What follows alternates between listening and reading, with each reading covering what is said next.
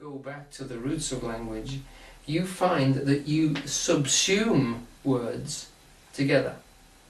So that you might find that Shakespeare has many thousands of words in his vocabulary, but actually they're only made up of a few thousand bits, which we could call syllables, most of which have got 3 letters in them, maybe 4, and most of which are traceable back to the root languages of Greek, Sanskrit, Latin. When you start to do that, you then start to find that most of the concepts you have can also be subsumed, and you've got a family tree. So you've got a word like vocabulary, and then you find that it's part of a family, which is part of a family which comes from one root word. And that root word is extremely easy to understand, and it's been bent, twisted, distorted, knotted and tied to other things to produce highly complicated words like administration, when you mean doll. Okay, so let's have a little look at that. So if we take vocabulary, we can, and I have, for your delectation, traced it back. Now this word origins only really deals with roots. Okay, so if we look in here, it says, behind all the words of vocabulary stands the Latin word vox. Okay, they didn't have a V, they had a U, and it was said W. Hence we have a W, don't we? Which is W, and there is very, very close to that. You can say it almost the same.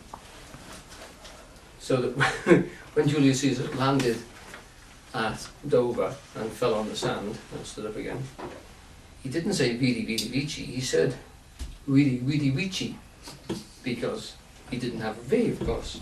Now, so that sound is an interesting one, because it comes down, it's not actually well represented in English. So we'll just listen to the range of words which come from vocabulary. You might be surprised with some of them. Vocable, vocabulary, vocabulant.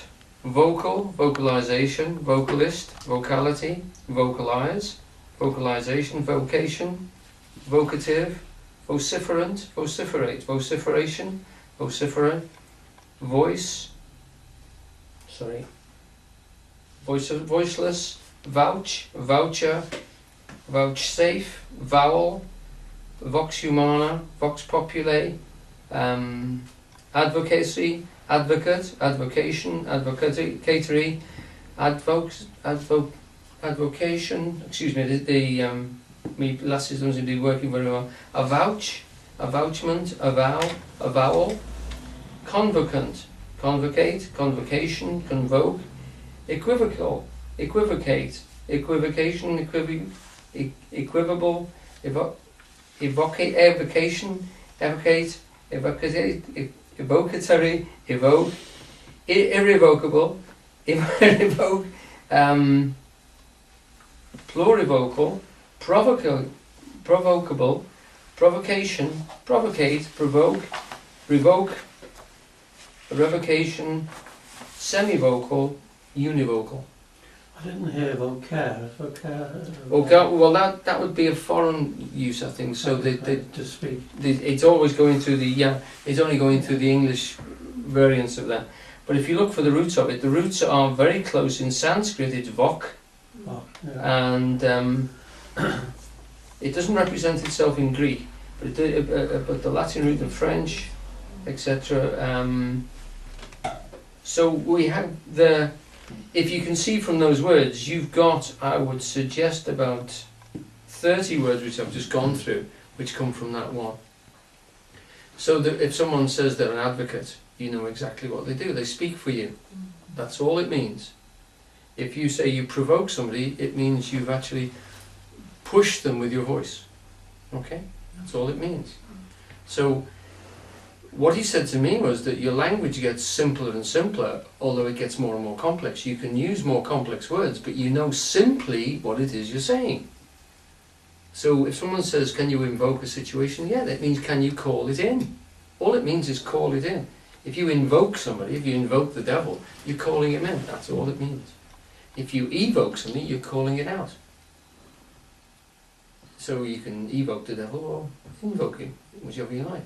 And you know which one you're doing. So using a root language like that and tackling your vocabulary and making it active rather than passive, you're also simplifying your brain structures. You don't need to carry as many words in your head, and you can understand them when you come across a new one. So had you come across a word like equivocal, you've got a good idea that it means balanced speaking. You know, there's a balanced voice here. And you don't need to look it up, you've already got that. So, of course, a lot of this would be contained in a classical education, which some of us had and some of us didn't. But it's very, very helpful to notice that it's still important to do the work. And he would recommend on a daily, if not a weekly basis, that if you had words you didn't understand, you looked at the roots. And he said within a matter of months, you are very, very able to deal with words. It doesn't take long. And you're not looking, for the word. The words will come to you on a daily basis that you don't understand. Look them up. And look them up in their roots so that you'll see how they spread out and connect other words. One of my favourite ones is the word leg. Just have a look at what that links into. There's about 100 words that it's, when you get to negligee and you realise it's to do with leg, then you suddenly realise that your language is getting really quite cleverly knitted together. You're weaving your thoughts together, and that means you're making connections in here so that you can bind things together very quickly. And if somebody opens their mouth, you can usually place what it is. And most people you're talking to don't know what it means. So someone can be very proud about being an advocate. And you realise it only means he speaks for somebody. Doesn't he speak for himself? And you gain a tremendous confidence from that, because you're understanding it in a way that most people don't bother to chase, So, even when you know that vociferous, he's quite a vociferous person. Well, I'd used that a lot before I understood what it meant. And I mean, it stems from me because I was once in a very tricky situation. I'd used the word hiatus for a long time without understanding what it meant. And I felt stupid when I actually used it in a situation with somebody who did know what it meant, and I'd used it in completely the wrong situation. I thought it meant some sort of a fuss or an argument. I said there'd been quite a hiatus. It doesn't mean that at all. You all, I assume, know what it means. It means a gap. There's a space. And it was only when I came across a hiatus hernia, I thought, hang on, hiatus hernia. Is this a confusion? Is this an argument going on inside this fellow? And of course it wasn't. And when I expressed an opinion, I was very quickly sort of squashed. So we do use these things. We do have words and we assume them, and I've still got them. I still find them now. Someone will say something and you realise they don't really know what that means. And I've used it and I don't know what it means. So you are gathering yourself, you're gathering intelligence, and you're understanding more all the time. So that's the first thing I would say, which recommends Eugene to you. And it recommends to you in a very practical sense. I know from a friend of mine who worked with Eugene for a long time, that he went to him to sort him out because of tremendous depression. And the cure which Eugene gave to him was vocabulary work.